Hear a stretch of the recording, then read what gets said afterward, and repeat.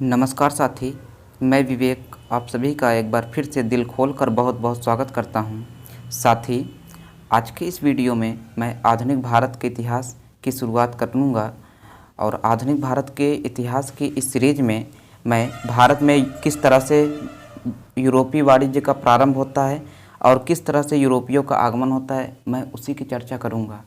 तो आइए देख लेते हैं कि मध्यकालीन भारत में आइए देख लेते हैं कि आधुनिक भारत में जो विदेशी आए, जो यूरोप से विदेशी आए, वो किस मार्ग से आए, तो इन्हीं की चर्चा करूंगा। तो पहला है, मध्यकाल में भारत को पश्चिमी देश से जोड़ने वाले दो मार्ग समुद्री मार्ग थे, यानी समुद्र से आने वाले केवल दो ही मार्ग थे मध्यकाल में पश्चिमी देशों से। एक मार्ग था फारस की खाड़ी, तो दूसरा मार्ग था लाल सागर। लेकिन दो कारणों से लाल सागर का मार्ग दुष्कर था, यानी कठिन था। वो कारण कौन से? पहला, मार्ग में अत्यधिक कोहरा पड़ना, और दूसरा है मार्ग में चट्टानों का पड़ना। यानी इसके मार्ग में चट्टान और बहुत से कोहरे पड़ते थे, जिसके कारण ये मार्ग दुष्कर था। तो व्यापार अधिकांश किससे होंगे? फारस की खाड़ी वाले मार्ग से होंगे। तो ज़्यादातर व्यापार फारस की खाड़ी से जाने वाले मार्ग से होता था, जिसे अधिक प्राथमिकता दी जाती थी। यानी अधिकांश जो व्यापार होते थे विदेशी पश्चिमी देशों से और भारत से, वो फारस की खाड़ी से ही होते थे, इसलिए इसको प्रायोरिटी यानी प्राथमिकता दी जाती थी। एशिया से यूरोप की जाने वाली वस्तुएं अनेक राज्यों एवं मार्गों से होकर गुजरती थी और हर राज्य को चुंगी और मार्ग कर देना पड़ता था। एशिया से जब यूरोप कोई वस्तु जाती थी तो उसको कई राज्यों से होकर गुजरना पड़ता था और चुंगी देना पड़ता था, मार्ग कर भी देना पड़ता था। यूरोप के व्यापार में इटली के व्यापारियों का एकाधिकार था। इसके कारण यूरोप के नवीन राज्य व्यापार से वंचित थे। यानी यूरोप के जो व्यापार होते थे उसमें इटली के व्यापारियों का एकाधिकार था, यानी एक तरफ से अधिकार था, जिसके कारण यूरोप के जो नए राज्य थे वो व्यापार से क्या थे? वंचित थे, यानी उन्हें व्यापार नहीं करने दिया जाता था। 1453 ईस्वी में तुर्कों ने कुस्तुंतिया की विजय कर ऑटोमन साम्राज्य की स्थापना की। 1453 में तुर्कों ने कुस्तुंतिया पर अधिकार कर लिया और ऑटोमन साम्राज्य की स्थापना किया और फारस की खाड़ी वाले मार्ग पर इसका नियंत्रण स्थापित हो गया। और फिर तुर्कों ने इस क्षेत्र में होने वाले यूरोपीय व्यापार में दिक्कतें पैदा करने लगे। जब तुर्कों ने कुस्तुंतिया पर अधिकार कर लिया तो उस समय कुस्तुंतिया व्यापारिक मार्ग का एक हब था, यानी एक स्थान था जहां से व्यापार होते थे। लेकिन जब इस पर आक्रमण करके तुर्कों ने अधिकार कर लिया तो उस पर कुस्तुंतिया पर अधिकार करने के बाद जो मतलब यूरोप से व्यापार होते थे उनमें बाधा उत्पन्न करने लगे। भौगोलिक खोजों एवं व्यापारिक मार्गों के आविष्कार में पुर्तगाल अग्रणी था। भौगोलिक खोज और व्यापारिक मार्ग, यानी व्यापार के लिए मार्ग खोजने में उस समय पुर्तगाल अग्रणी था, सबसे आगे था। यहाँ का एक शासक प्रिंस हेनरी द नेविगेटर ने इस कार्य में महत्वपूर्ण योगदान दिया। 1486 ईस्वी में एक पुर्तगाली नाविक बार्थलेम्यू डेज ने अफ्रीका स्थित उत्तमासा द्वीप, केप ऑफ गुड होप इसे कहते हैं, की खोज किया। यानी 1486 में पुर्तगाली नाविक था जिसका नाम था बार्थलेम्यू डेज। इसने अफ्रीका में स्थित उत्तमासा द्वीप की खोज किया। उत्तमासा द्वीप को और किस नाम से जाना जाता है? तो केप ऑफ गुड होप के नाम से जाना जाता था। 1492 में स्पेन की सहायता से कोलंबस नामक एक नाविक भारत की खोज के लिए अटलांटिक महासागर में जोखिम से भरी यात्रा प्रारंभ की। अंततः इसने अमेरिका की खोज की।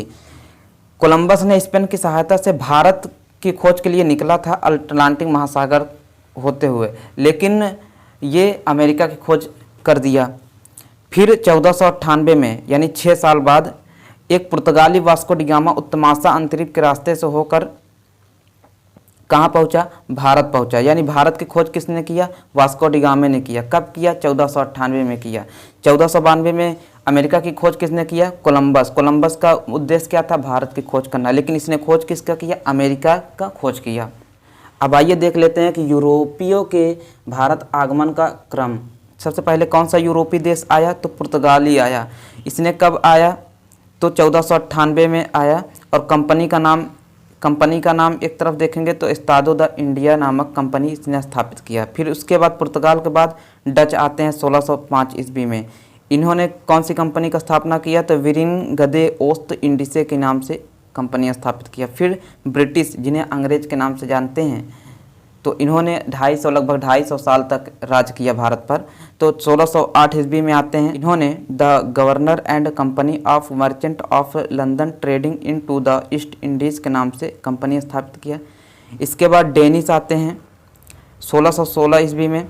तो इन्होंने कंपनी स्थापित किया डेनिश ईस्ट इंडिया कंपनी। फिर पांचवा यूरोपीय देश आता है 1667 ईस्वी में, फ्रांस। इसने कंपनी स्थापित की, कंपनी द इंड ओरिएंटल के नाम से। अब आइए देख लेते हैं कि भारत में आने वाला प्रथम यूरोपीय देश पुर्तगाली थे। तो पुर्तगाल के बारे में हम पढ़ लेते हैं। तो पुर्तगाल द्वारा यूरोप और भारत के बीच सीधे समुद्री मार्ग खोजने में आर्थिक एवं धार्मिक कारण सक्रिय थे। आर्थिक कारण में व्यापार करना और धार्मिक कारण में एशिया में ईसाई धर्म का प्रचार करना। आगे है, सर्वप्रथम 1498 ईस्वी में वास्को डी गामा भारत में कालीकट बंदरगाह, जिसे हम केरल मालाबार तट कहते हैं, यानी कालीकट बंदरगाह पहुंचा। यहाँ सबसे पहले बसे हुए अरबी व्यापारियों द्वारा वैमनस्य का रवैया अपनाया, लेकिन कालीकट के राजा जमोरिन ने इसका स्वागत किया और मसाले तथा जड़ी बूटियां ले जाने की अनुमति प्रदान कर दी। किसने अनुमति प्रदान किया? तो कालीकट के राजा जमोरिन ने। 1500 ईस्वी में अल्वारेज कैब्रल के नेतृत्व में पुर्तगालियों का एक दूसरा अभियान दल भारत आया। ये भी मसाला आदि लेकर पुर्तगाल पहुंचा। वास्को डी गामा के बाद 1500 ईस्वी में अल्वारेज कैब्रल के नेतृत्व में पुर्तगालियों का एक दूसरा अभियान दल आया और क्या ले गया? मसाला आदि पुर्तगाल लेकर गए। फिर 1502 ईस्वी में वास्को डी गामा पुनः भारत आया और इसी वर्ष इसने कोचीन में पुर्तगालियों की प्रथम फैक्ट्री की स्थापना की, अर्थात भारत में प्रथम पुर्तगाली बस्ती बसाई। तो परीक्षा में ये प्रश्न पूछा जा सकता है कि भारत में प्रथम पुर्तगाली बस्ती कहाँ बसाई गई और किसने बसाई? तो आप कह सकते हैं कोचीन में प्रथम फैक्ट्री बसाई गई। किसने बसाया? तो वास्को डी गामा ने बसाया। 1505 ईस्वी में पुर्तगाली सरकार ने एक नई नीति अपनाई, जिसके द्वारा भारत में एक गवर्नर की नियुक्ति की गई। इस संदर्भ में पहला गवर्नर अल्मीडा बना। 1505 में पुर्तगाली सरकार नई नीति बनाती है और भारत में, और इस नीति में कहा गया कि भारत में एक गवर्नर की नियुक्ति की जाएगी और इस संदर्भ में पहला गवर्नर बन के आता है अल्मीडा। जब अल्मीडा आता है तो ये 1505 से 1509 ईस्वी तक रहता है, यानी ये 4 साल तक भारत में रहता है। तो अल्मीडा ने कोचीन का दुर्गीकरण कराया तथा इसे अपना मुख्यालय बनाया। ये चारों तरफ से दुर्गीकरण करा दिया कोचीन का। और 1508 से 1509 ईस्वी में इसने गुजरात, मिस्र और तुर्की के संयुक्त मुस्लिम जलबेड़ों को पराजित कर दीव का अधिकार कर लिया। अल्मीडा के बाद अल्बुकर्क का भारत में आगमन होता है और ये 1509 से 1515 तक रहता है, लगभग 6 साल तक रहता है। अल्बुकर्क भारत में पुर्तगाली सत्ता का वास्तविक संस्थापक था, यानी पुर्तगालियों का जो विकास हुआ वो अल्बुकर्क के ही समय में हुआ, इसलिए इसे पुर्तगाली सत्ता का वास्तविक संस्थापक भी कहा जाता है।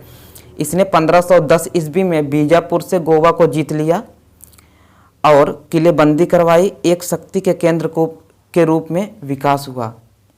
तो जो अधिकांश विकास हुआ पुर्तगाली को वो किसके समय हुआ? अल्बुकर्क के ही समय हुआ, इसलिए इसे वास्तविक संस्थापक कहा जाता है। फिर अल्बुकर्क के बाद वास्को डी गामा आते हैं और ये 1524 से 1529 ईस्वी तक रहते हैं, यानी 5 वर्ष रहते हैं। तो वास्को डी गामा 1524 से 1529 ईस्वी तक यहाँ का गवर्नर रहा और 1529 में गोवा में इसकी मृत्यु हो गई।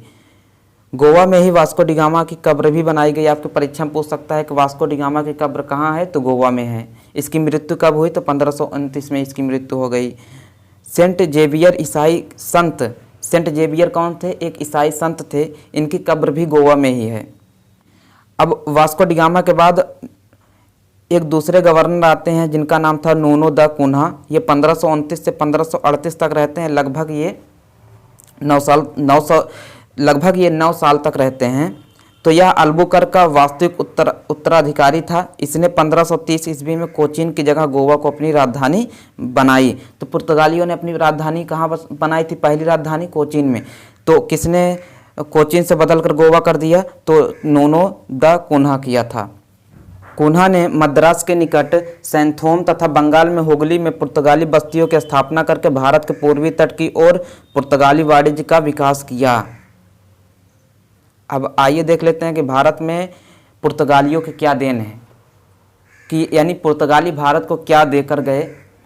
पहला है, भारत में प्रेस यानी छापा खाना पुर्तगालियों की देन है। दूसरा है, तंबाकू की खेती सबसे पहले 1508 ईस्वी में दक्षिण भारत में पुर्तगालियों ने शुरू करवाई, फिर उत्तर भारत में शाहजहां के काल में आई।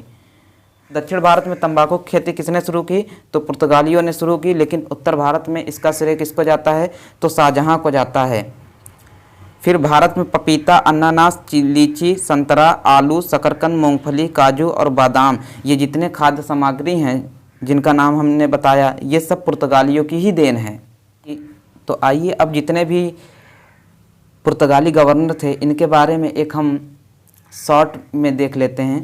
तो पहला अल्मीडा आया था जो 1505 से 1509 ईस्वी तक रहा। इसने क्या किया था? मिस्र, तुर्की और गुजरात के संयुक्त मुस्लिम जलबेड़े को पराजित किया था और कोचीन का दुर्गीकरण किया था और किन्नानौर में पुर्तगाली फैक्ट्री की स्थापना किया था। और दूसरा आया अल्बुकर्क, 1509 से 1515 तक रहता है। 1510 ईस्वी में गोवा को जीतकर पुर्तगाली आधिपत्य की स्थापना किया था और भारत में इसे पुर्तगाली सत्ता का वास्तविक संस्थापक कहा जाता है। क्योंकि तीसरा आया था वास्को डी गामा, इसके समय में कोई महत्वपूर्ण कार्य नहीं हुए थे, तो अब उसको छोड़कर हम नूनो दा कुन्हा को पढ़ते हैं। तो ये 1529 से 1538 तक रहा। इसके समय में क्या विकास हुआ? तो कोचीन के स्थान पर गोवा को राजधानी बनाया गया। फिर पूर्वी तट की ओर पुर्तगाली वाणिज्य का विस्तार किया गया। और क्या विकास हुआ? तो हुगली एवं सैंथोम में पुर्तगाली फैक्ट्री की स्थापना किया था। तो आज की इस वीडियो में हमने किस तरह से यूरोपीय शक्तियों का आगमन होता है और इस पश्चिमी देशों से किस तरह से व्यापार होता था भारत के साथ, हमने इस चीज़ का चर्चा किया। और साथ ही हमने पुर्तगालियों से जितने भी संबंधित तथ्य थे हमने उसकी चर्चा किया। तो आई होप कि ये वीडियो आपको अच्छा लगा होगा। तो साथ ही मिलते हैं किसी नेक्स्ट वीडियो में किसी नए टॉपिक के साथ। तो जय हिंद, जय भारत, वंदे मातरम।